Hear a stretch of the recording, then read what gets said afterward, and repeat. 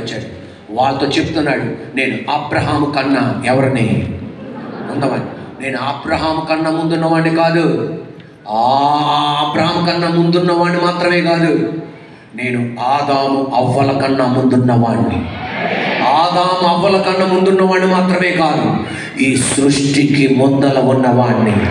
నా జననానికి ఎవ్వరూ కారకులు కాదు, ఆయనే కారకుడు.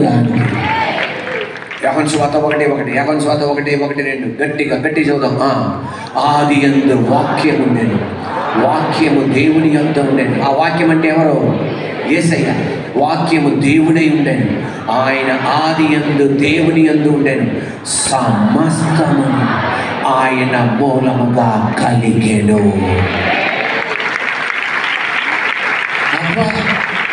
ఎంత డైరెక్ట్గా చెప్తున్నాడండి ఆయన యేసే దేవుడని.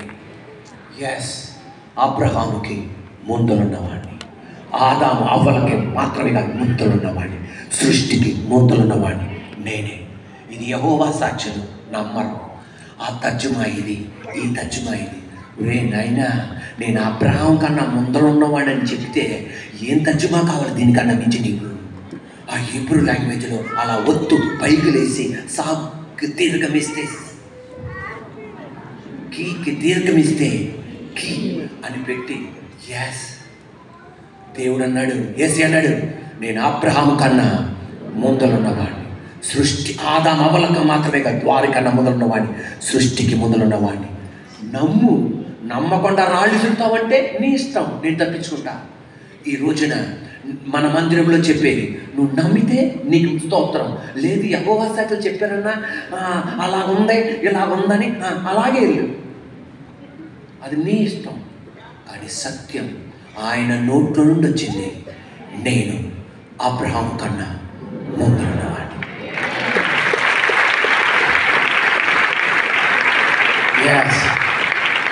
మరణించొద్దు, నీ పరిస్థితిని మార్చగలదు. అబ్రహాము శారమ్మ పరిస్థితిని మార్చారు, ఇస్సాకు పరిస్థితిని మార్చారు, యోసేపు స్థితిని మార్చారు, మోషే స్థితిని మార్చారు, రూతు స్థితిని మార్చారు. మరణించొద్దు, నేను మార్చగలను. కొన్ని మాటలు ఉంటాయి, ఆ మాట ఒకరికి ఒక రకంగా అర్థమైంది, మరొకరికి అబ్బాయి ఎంత బాగా చెప్పారు నాన్న. మళ్ళీ చెప్పండి. కొన్ని మాటలు ఉంటాయి, కొంతమందికి ఒక రకంగా అర్థమైంది, కొంతమందికి మరో రకంగా అర్థమైంది.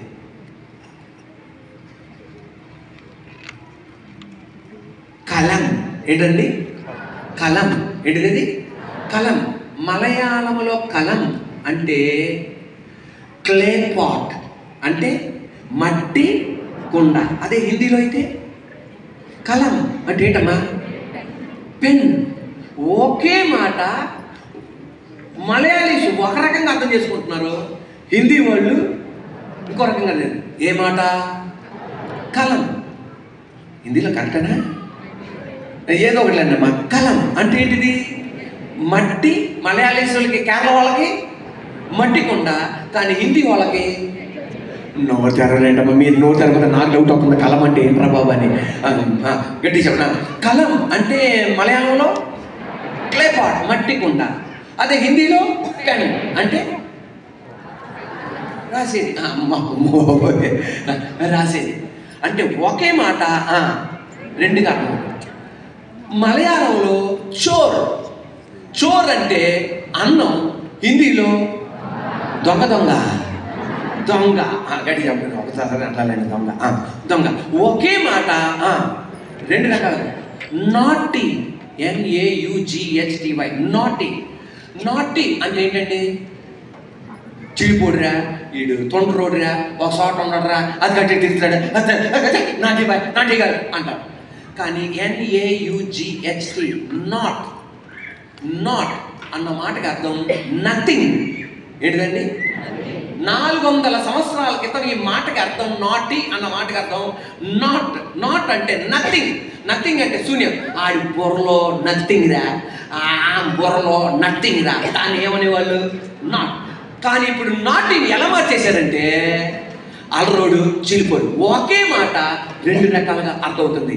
సిలువ ఒకే మాట 2024 సంవత్సరాల క్రితం అది శపింపబడినదిగా ఉంది, కానీ ఈ రోజున అది మనల్ని రక్షించేదిగా మారింది, మనల్ని నిలబెట్టేదిగా మారింది.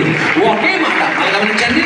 ఒకే మాట కలం రెండు రకాలుగా అర్థమైంది, చోర్ రెండు రకాలుగా అర్థమైంది, నాటి రెండు రకంగా అర్థమైంది. అలాగైతే సిలువ రెండు రకాలుగా దాన్ని మార్చాడు. యాకోబులు కొంతమందికి ఒక రకంగా కనబడ్డాడు, కానీ దేవునికి ఆశీర్వాదకరంగా మాత్రం కనబడ్డాడు, ఇశ్రాయేలుగా కనబడ్డాడు. ఎబ్బేసు ఒక రకంగా కనబడ్డాడు, వాళ్ళ అమ్మ నాన్నకి వేదన పొందాడు, కానీ దేవునికి ఆస్వాదింపబడిన వాడిగా ఒక పట్టణానికి పేరుగా దేవుడు మార్చాడు. ఈ రోజు సర్వశక్తి గల దేవుడు చెప్పేది, మీ అమ్మ నాన్నకి దరిద్రుడా, పనికిరానోడురా, నిష్ప్రయోజకుడు, కానీ దేవునికి వేరే రకంగా కనబడుతున్నా, నువ్వు గొప్పవాడిగా కనబడుతున్నా. నువ్వు మీ అమ్మ నాన్నకి పనికిరాని దానిగా కనబడుతున్నావు, కానీ నా దేవునికి ఉపయోగపడే వ్యక్తిగా. నేను డిగ్రీ చదువుతున్నప్పుడు మా లెక్చరర్కి విగ్రహ పుష్టి, నైవేద్యనష్టి అలా కనపడ్డా, కానీ నా దేవునికి నిన్ను తలగా చేస్తాను, నేను నిన్ను పైన వాడిగా చేస్తాను, నిన్ను హెచ్చింపబడిన పరిచర్య చేస్తాను, హల్లెలూయా, ఆత్మలకు నిలబెడతాను, వాక్యం నిలబడతాను, విడుదల స్వస్థత. Are you ready? ఈరోజు మార్చగలడు ఆయన. ఒకే మాట రెండుగా కనబడి అర్థమైన చేయగలిగితే నా దేవుడు నీ బతుకులో మార్పును తీసుకురా. యేసు నామములో మరణించదు, మార్చగలడు. మన ప్రసాదించు. యేసయ్య నీతో చెప్పి మరణించవద్దు, నేను మార్చగలను. చదువునానా?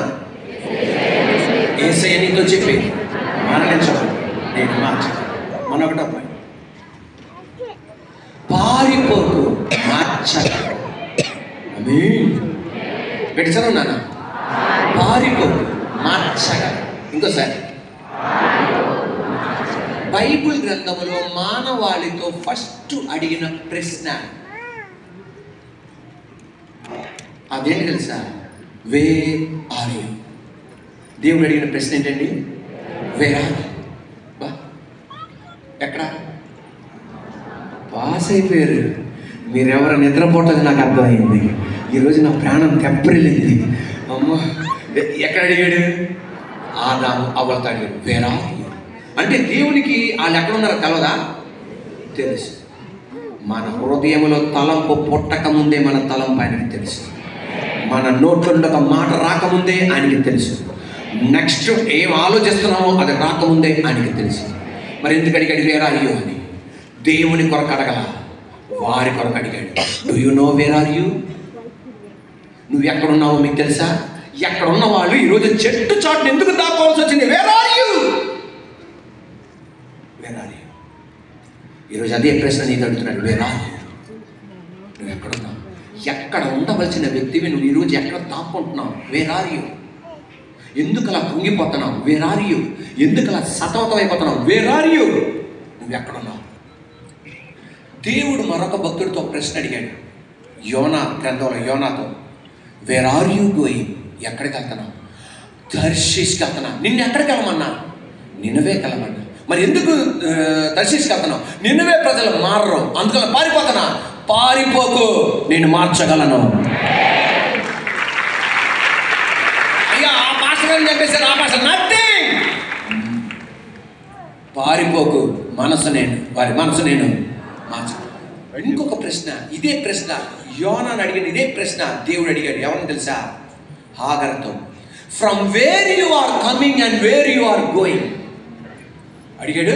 From where you are coming and where you are going. ఎక్కడి నుండి వస్తున్నావు, ఎక్కడికి వెళ్తున్నావు? హాగర్ ఏముందంటే, నా యజమానురాలైన శారమ దగ్గర నుండి వస్తున్నా. ఎక్కడికి వెళ్తున్నావు? I don't know where to go. ఎక్కడికి వెళ్ళాలో నాకు తెలవట్లా. అదే ప్రశ్న దేవుడు నిన్ను అడుగుతున్నాడు. From where you are coming and where you are going. ఎక్కడి నుండి వస్తున్నావు, నువ్వు ఎక్కడికి వెళ్తున్నావు? ఎక్కడి నుండి వస్తున్నావు? మా ఇంట్లో నుండే. కానీ నువ్వు ఎక్కడికి వెళ్తున్నావు? నీ శరీరం ఎక్కడే ఉంది, నీ మనస్సు ఎక్కడికో వెళ్ళిపోతుంది. Where are you going? ఎక్కడికి వెళ్తుందో అర్థం కావట్లేదన్నా. కొంచెంసేపు నా మనసు అటెట్ వెళ్ళిపోతుంది, కొంచెంసేపు అటెట్ వెళ్ళిపోతుంది, ఇంకోసారి ఏటెట్ వెళ్ళిపోతుంది, నాకే అర్థం కావట్లా. Where are you going? నువ్వు ఇక్కడే కూర్చున్నావు, నీ శరీరం ఇక్కడే ఉంది, నీ మనసు ఎక్కడెక్కడో తిరుగుతుంది. Where are you going? నీ బిడ్డల జీవితం ఏమైపోతాని నీ మనసు అక్కడికి వెళ్ళిపోతుంది. వ్యాపారంలో పతనమైపోయా, నీ మనసు అక్కడికి వెళ్తుంది. కుటుంబ జీవితంలో ఫెయిల్యూర్ అయిపోయా, నీ మనసు అక్కడికి వెళ్తుంది. ఇంకొక చోటకి వెళ్తుంది. నీ శరీరం ఎక్కడే ఉంటుంది కానీ నీ మనసు అక్కడ ఉంటుంది. దేవాది దేవుడు అక్కడికి నువ్వు వెళ్ళకు. నువ్వు ఎక్కడే ఉన్నావు, నీ మనసు ఎక్కడ ఉంది, అక్కడికి వెళ్ళకు. ఆ అబ్బాయి పరిస్థితిలో నేను మార్పు తీసుకొస్తా. నీ ఆర్థికంలో నేను మార్పు తీసుకొస్తా. నీ ఇంట్లో నేను మార్పు తీసుకొస్తా. నీ కుటుంబంలో నేను మార్పు తీసుకొస్తా. Don't go. పారిపోదు, నేను మార్చగలను. అబ్రహాము శారా పిల్లలు లేదు. శారమ్మకు ఒక ఐడియా వచ్చింది. ఒక ఐడియా ఆమె జీవితాన్ని అప్పుడప్పుడు పాడు చేస్తాను కూడా చేస్తాను. ఇది ఏంటంటే ఈ శారం ఏం చేసిందంటే హాగరుని తీసుకొచ్చింది. ఒక భక్తుడు అంటున్నాడు, ఇది నా మాట కాదు, ఏ స్త్రీ కూడా తన కుటుంబంలో ఆమెకి బాగోలేదని ఒక స్త్రీని తీసుకురాదంట.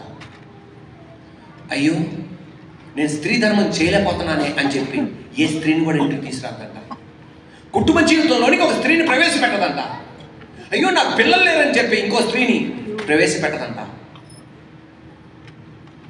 కానీ శారమ్మ నాకు పిల్లలు లేరని ఆమె కుటుంబ జీవితంలోనికి ఎవరిని తీసుకొస్తుందో తెలుసా? మరొక స్త్రీని తీసుకొస్తుంది. ఎవరు ఆమె? ఆగరు. ఆ భక్తుడు అన్నాడు, రెండు కారణాల వలన ఒక స్త్రీ ఇలా చేస్తుంది. ఒకటే, ఆమె బహు ధైర్యశాలి అయి ఉండాలి, ధైర్యవంతురాలై ఉండాలి. రెండు, మానసికంగా నలిగిపోవడం వలన ఇంకొక స్త్రీని ఒక స్త్రీ తన కుటుంబ జీవితం తీసుకొస్తుంది. ఈ రెండిట్లో ఏదో ఒకటే ఉండాలి. ఒకవేళ బహు ధైర్యవంతురాలని ఉండాలి, లేకపోతే పిల్లలు లేరన్న మానసిక వేదనతో నా ఆస్తి అంతా ఎక్కడ పోతే మిగతా వాళ్ళకి ఏం పోద్దని ఆ స్త్రీని తీసుకొచ్చింది. తీసుకురావడం ఆలస్యం. హాగరు అబ్రహాంకి వారి కుటుంబ జీవితం, సంసార జీవితంలో ఒక బిడ్డ జన్మించాడు. ఆ బిడ్డ పేరే ఇష్మాయిల్. మళ్ళీ గమనించండి. Are you ready? Hagar Abraham యొక్క సంసార జీవితంలో, సహజీవనంలో, హాగరు యొక్క సంసార జీవితంలో ఆమె వెంటనే గర్భవతి అయింది. గర్భవతి అయి కొన్ని రోజుల, కొన్ని వారాల గర్భఫలం, గర్భవతి. మళ్ళీ గమనించండి, కొన్ని రోజుల, కొన్ని వారాల గర్భవతి. ఎవరు? కొన్ని రోజుల, కొన్ని వారాల గర్భవతి హాగరు. ఈమె గర్భవతి అని తెలవగానే అప్పటిదాకా అమ్మగారు, మేడం అన్న ఈమె రివర్స్ అయిపోయి చాలా నీచురాలుగా చూస్తుంది. ఎవరిని? అది దెబ్బకి మెంటలు చేసింది ఆమెకి. ఒక మాట మీరు గమనించండి, నీ కిందున్న వాళ్ళు ఆశీర్వదింపబడ్డారనుకో, నిన్ను చాలా నీచంగా చూస్తారు. నువ్వు నథింగ్ రా, నా ముందలు నథింగ్.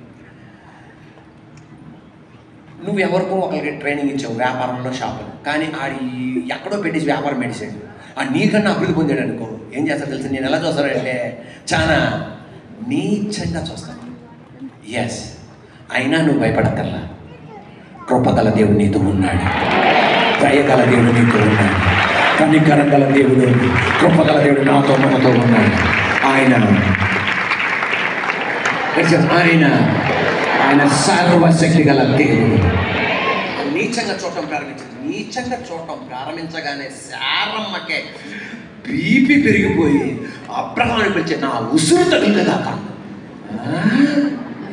నీ ఉసురు నాకు తగలటం ఏంటే? నువ్వేగా తెచ్చింది, దేవుడే న్యాయం చేస్తాడు. అమ్మమ్మమ్మమ్మమ్మ, దేవుడి ద్వారా న్యాయం చేసేది చేసావంటే అనేసి ఒక గొడవ. అంతే. ఇక ఆమె కోపం ఎవరి మీద చూపెడుతుంది? ఇక మన ఆడవాళ్ళకి తేరగా ఇంకెవ్వరు దొరకరు. అత్తగారి కోపం భర్త మీద చూపెడతారు, ఉద్యోగం కోపం భర్త మీద చూపెడతారు. పాపం నమస్కారం పెట్టాలి అమ్మలందరూ మీ భర్తలకి. ఎస్, దెబ్బకి రెచ్చిపోయి అంటే నీ ఉసురు నాకు తగలటం ఏంటంటే, నీకు నాకేం అర్థం కాదులా, నేను అన్యాయం చేయడం ఏంటి? అన్యాయం కాదేది అంటే నువ్వేగా ఎలమంది, నేను ఎలమంటే నువ్వు ప్రార్థన చేయాలిగా. అందుకే ప్రపంచంలో మగవాళ్ళని ఏ విషయంలో నమ్మొచ్చు కానీ ఒక్క విషయంలో నమ్మకూడదు. అర్థమైందా? ఆడు ప్రార్థనాపరుడని లేదు, పాపిస్తోడని లేదు. ఈ ఒక్క విషయంలో వాళ్ళ నమ్మకం. అందువలన భార్యలైన మీరు నీ భర్తలని ఈ విషయంలో ప్రొటెక్ట్ చేయాలి.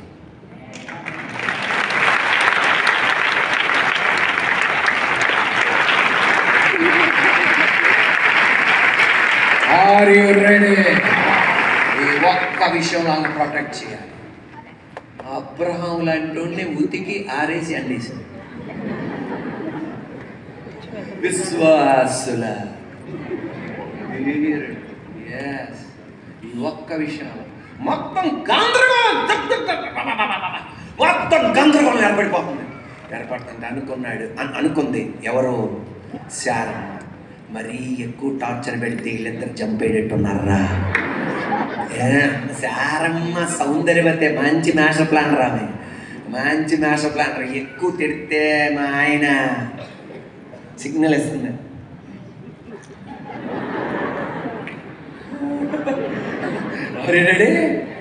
ప్రపంచంలో ఇద్దరు మగోళ్ళు కలిసి ఉండగలరు, ఇద్దరు ఆడోళ్ళు ఎక్కడా ఉండలేరు. అక్కడ స్ఫోటకం ఏర్పడింది. అక్కడ మామూలుగా అది ఎవరన్నా ఉన్నారు, కలిసి ఉన్నారంటే ఇద్దరు ఆడోళ్ళు. That is grace of God. అర్థమైందా? 100 మంది మగోళ్ళు ఒక చోట ఉన్నాయండి. ఏమో అక్కడ వచ్చిందా 10 నేను చెప్పను, మీరు చాలా మంచోళ్ళు, నా మీద రాకండి. ఈ ఆదివారం లాంటి మాటలు ఏం మాట్లాడకూడదు. నేను సత్యం చెప్తున్నాను. ఆర్యుడని ఇద్దరు ఆడోళ్ళు ఎక్కడ ఉండలేరండి. ఎక్కడన్నా ఉంటే నాకు ఒకళ్ళు చూపెట్టండి. అన్నయ్య మేము ఉన్నామంటే దేవుడి రూపంలో ఉండగలుగుతున్నాను. ఆఖరికి అన్న పెనిన్న ఉండలేపోయారండి బాబు. నాయన ఇంత ప్రార్థన పర్రాలు, అన్న ఇంత ప్రార్థన పర్రాలు, దేవుడు తల్లి ఇంత ఉండలేదు రేపు, ఉండలేదు తల్లి. వెంటనే అనుకుంది శారమ్మ, మరీ ఎక్కువ టార్చర్ పెడితే నా ఉసురు తగిలింది కాక నా ఉసురు తగిలిందంటే వీళ్ళిద్దరు ఉసురికాయ చెట్టు కిందకి వెళ్ళిపోయేటట్టున్నారు అనుకొని చెప్పేసి ఏం చేసిందంటే ఈ మీద పడింది. ఇప్పుడు ఎవరి మీద? ఆఖరి మీద పడితే ఆమె పెట్టిన టార్చర్కి, ఎవరు పెట్టిన టార్చర్కి? శారమ్మ పెట్టిన టార్చర్. నీకు దండం తల్లే. ఇప్పుడు ఏమి ఎవరు గట్టి చెప్పాలమ్మా, నీకు దండం తల్లి, నీకు ఒక నమస్కారం, మీ ఆయనతో నమస్కారం అని చెప్పేసి పరిగెత్తిందండి.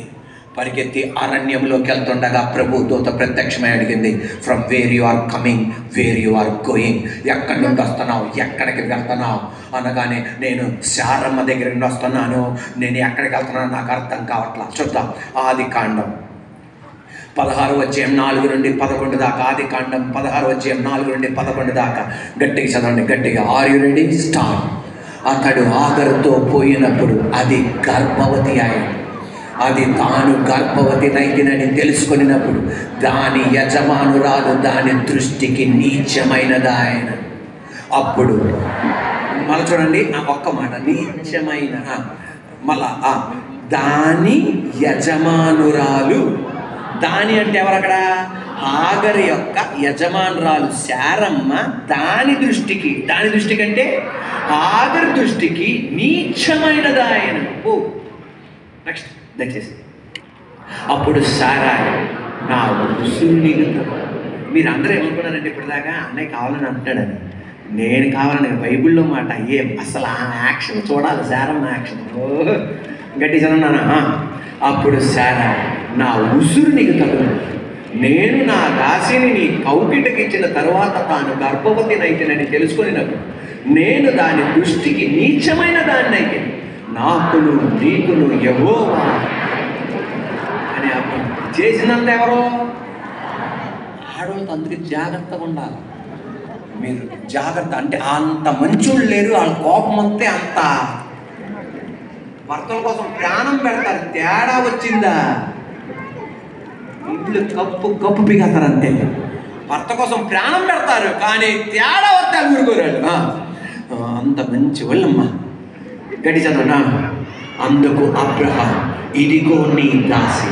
అమ్మా నీ చేతిలో ఉన్నది నాకెందుకమ్మా తల్లే, నీ మనస్సు వచ్చినట్లు దాన్ని చెయ్యమని శారాతో చెప్పాను. నువ్వు ఏం చేస్తావో చెయ్యి, చంపేస్తావో పొడి చేస్తావో ఏం చేస్తావో చెయ్యి, నాకు అనవసరం, ప్రశాంతంగా బతకని అమ్మా. శారాయ్ దాని శ్రమ పెట్టినందున ఆమె యొద్ద నుండి అది పారిపోగా యెహోవా దూత అరణ్యములో నీటి బుగ్గ యొద్ద అనగా షూరు మార్గములో బుగ్గ యొద్ద ఆమెను కనుగొని, శారాయి దాసివైన హాగరు ఎక్కడ నుండి వచ్చింది, ఎక్కడికి వెళ్ళుచున్నావని అడిగినందుకు అది నా యజమానురాలైన శారాయి యొద్ద నుండి పారిపోవచ్చున్నానని. అప్పుడు యెహోవా దూత నీ యజమానురాలి యొద్దకు తిరిగి వెళ్ళి ఆమె చేతి క్రింద అణిగి ఉండమని దానితో చెప్పాను. మరియు యెహోవా దూత నీ సంతానమును నిశ్చయముగా విస్తరింపజేశాడు, నీ గర్భములో ఉన్న బిడ్డను అది లెక్కింప వీలు లేనంత విస్తారము అని దానితో చెప్పాను. మరియు యెహోవా దూత ఇదిగో యెహోవా నీ మొర్ర విను, నీవు గర్భవతి అయి ఉన్నావు, నీవు కుమారుని కని అతనికి ఇష్మాయేలను పేరు పెట్టు. Are you ready? తిరిగి వెళ్ళాడు. ఏ ముఖంతో తిరిగి వెళ్ళిందండి? ఏ ముఖంతో తిరిగి వెళ్ళింది? ఇదిగో నమస్కారం తల్లే, మీ ఆయనకి నీకు దండం, బతుకుంటే నీ కాలు దగ్గరికి రాను. అంత సవాల్ చేసిన ఆమె, అంత సవాల్ చేసిన ఆమె ఇప్పుడు ఎక్కడికి వెళ్ళాలి? దేవా నేను ఆ మాట శపథం చేసి వచ్చానయ్యా. దేవుడు అన్నాడు నువ్వు వెళ్ళాలి, నీ కోసం కాదు, నీ బిడ్డ కోసం. ఇదిగో వాగ్దాన కుమారుడు కాదు నీకు పుట్టబోయే కుమారుడు, కానీ అబ్రహాము యొక్క ఆశీర్వాదాలు బిడ్డలో ఉన్నాయి. అబ్రహాము యొక్క ఆశీర్వాదాలు బిడ్డలో ఉన్నాయి. వీడిని అనేక జనములుగా చేస్తా, లెక్కింపలేదుగా చేస్తా. నువ్వు వెళ్ళాలి. నువ్వు గనక ఇప్పుడు గనక నువ్వు వెళ్తే వారాల గర్భవతిని నీ బిడ్డ అబార్షన్ అయిపోతాడు. నువ్వు వెళ్ళాలి. అమ్మో మొఖం చూడలేను, అమ్మో ఆమె పెట్టే టార్చర్ తట్టుకోలేను దేవా, నేను పారిపోకు, నేను మార్చగలను. మనందరి బతుకులు కొన్ని సీజన్లు ఉంటాయి, కొన్ని కాలాలు ఉంటాయి. ఆ కాలం గుండా మనం వెళ్ళాల్సిందే. ఆ కాలాన్ని తట్టుకోలేని నువ్వేం చేయకూడదు, పారిపోకూడదు. ఆ కష్టకాలం గుండా కొన్ని రోజులు మనం వెళ్ళాల్సిందే. ఆ సీజన్ నుండి మనం ఏం చేయకూడదు, పారిపోకూడదు. అమ్మో నా వల్ల కాదని పారిపోకూడదు. పారిపోయావా నీలో ఉన్న స్వప్నాన్ని నువ్వు అబార్ట్ చేస్తున్నావు, నీలో ఉన్న తలంతుల్ని అబార్ట్ చేస్తున్నావు, నీలో ఉన్న డ్రీమ్ని అబార్ట్ చేస్తున్నావు, నీలో ఉన్న విషన్ని అబార్ట్ చేస్తున్నావు, దాన్ని లేకుండా చేస్తున్నావు. నువ్వు వెళ్ళాల్సిందే. ఎస్, ఎక్కడికి పారిపోతావు? నువ్వు వెళ్ళాలి. అమ్మో నేను మనసు మారుస్తా, పారిపోకు, నేను మార్చగలను. దేని బిడ్డలారా, హాగర్, శారాతో ఉండటం హాగర్కి చాలా కష్టం. చాలా కష్టం అంటే మామూలు కష్టం కాదు. ఒక్క నిమిషం ఆమెకి ఒక పెద్ద నరకం దాటినట్టే ఆమెకి, కానీ ఉండాల్సిందే. ఎందుకు తెలుసా? మనందరి బతుకులో 2 కాలాలు ఉన్నాయి. Thank you Jesus, thank you Jesus, thank you Jesus, thank you Jesus, thank you Jesus, thank you Jesus. 1 విత్తే కాలం, 2 కోత కోసే కాలం. మళ్ళీ చెప్పండి. 1 విత్తే కాలం, 2 విత్తే కాలంలో విత్తాలి. కష్టపడేటప్పుడు కష్టపడాలి, కన్నీరు కార్చవలసిన కన్నీరు కార్చాలి, శ్రమించవలసినప్పుడు శ్రమించాలి. శరీరం దాచిపెట్టకూడని స్థితిలో శరీరం దాచిపెట్టకూడదు. ఎండకి వెళ్ళవలసిన టైంలో ఎండకి వెళ్ళాల్సిందే, బయటికి వెళ్ళవలసిన టైంలో బయటికి వెళ్ళాల్సిందే, కష్టపడవలసిన టైంలో కష్టపడాల్సిందే, రాత్రిపూట నిద్ర మానుకోవాల్సిన టైంలో మానుకోవాల్సిందే. విత్తే సమయంలో మనం ఏం చేయాలి? ఆ విత్తే టైంలో నాకు కష్టంగా ఉంది, నేను సిగ్గు పడలేను, నేను అవమానం పడలేనంటే నువ్వు ఏది కోయలేవు, కోత కోయలేవు. హాగర్ ఏ కాలంలో ఉంది? అమ్మో పాస్ అయిపోయారు, గట్టిగా చెప్పాలి. ఏ కాలంలో ఉంది? నువ్వు కనుక విత్తే టైంలో నువ్వు వెళ్ళిపోతే పంట అందదు, నీ బిడ్డ అందడు. వెనక్కి వెళ్ళిపో. సిగ్గుపడాల్సి వచ్చినా, దుఃఖపడాల్సి వచ్చినా, శార మీదట నిలబడటం కష్టమైన ధైర్యంగా వెళ్ళింది, ధైర్యంగా వెళ్ళింది. పారిపోకు, నేను మార్చగలను. నీ మీకు తెలుసా, తద్వారా ఒక పంటను చూసింది, తన కుమారుడైన ఇష్మాయిల్ చూసింది, గొప్ప పంటను చూసింది. సరిపోలా చప్పట్లేసి ఎందుకని విత్తే కాలంలో అలా ఏం చేయాల, పారిపోవాలనుకుంటే దేవుడు మాట విని మళ్ళీ ఏం చేసింది, తిరిగి వెళ్ళింది. గొప్ప కోత. ఎస్, మీకు తెలుసా ఎంత పెద్ద కోత అంటే, ఒక్క కుమారుడు ద్వారా Dubai, Sharjah, Kuwait, Iran, Iraq, Persia, Sharjah, Abu Dhabi, ఇంకేముందో చూడండి, అన్నీ ఈ ఒక్క పల్లె. ఇప్పుడు చదువుకోవాలి. ఎందువలన పారిపోవాలి, తిరిగి వెళ్ళింది, మార్చాడు. పౌలు, ఏలియా, ఎలీషా. గడి చెప్పండి. పౌలు తీసండి. ఏలియా, ఎలీషా. ఏలియాతో ఉండటం చాలా కష్టం. ఆయన స్వభావంతో ఎలీషాకు ఉండటం చాలా కష్టం. ఎందుకంటే ఎలీషాతో పాటు ఇంకొక 50 మంది బైబిల్ కాలేజీ విద్యార్థులు ఉన్నారు. వాళ్ళెవరు ఏలియాతో ఉండలేకపోయారు. ఎందుకంటే ఆయన స్వభావం అలాంటిది. ఏలియాది మనలాంటి స్వభావం కలిగినాడు, మనలాంటి టెంపరు, మనలాగా చచ్చిపోతాం, మనలాగా భయపడతాడు, మనలాగా కొన్ని రోజులు క్లోజ్గా ఉంటాడు, రాసి కూర్చున్న తర్వాత ఎవడ అన్నట్టు ఉంటాడు. మనలాంటి స్వభావమే ఎవరిది కూడా ఏలియాది. కానీ ఎలీషాకి ఏలియాతో ఉండటం చాలా కష్టం. కానీ ఉన్నాడు. ఎందువలన చెప్పట్లేదండి నాన్న, అందరు చెప్పాలి గట్టిగా. ఏ కాలంలో ఉన్నాడు? విత్తే కాలంలో ఉన్నాడు. ఎస్, విత్తే కాలంలో ఉన్నాడు కనుక కష్టమైనా సరే ఎవరితో ఉన్నాడు? ఏలియాతో ఉన్నాడు. కష్టమైన ఉన్నాడు. తద్వారా జరిగింది, ఒక గొప్ప కోతను కోసాడు. 2 పాళ్ళ ఆత్మను పొంది గురువు గారికి మించిన పరిచర్య చేశాడు. ఏలియాకి మించిన పరిచర్య.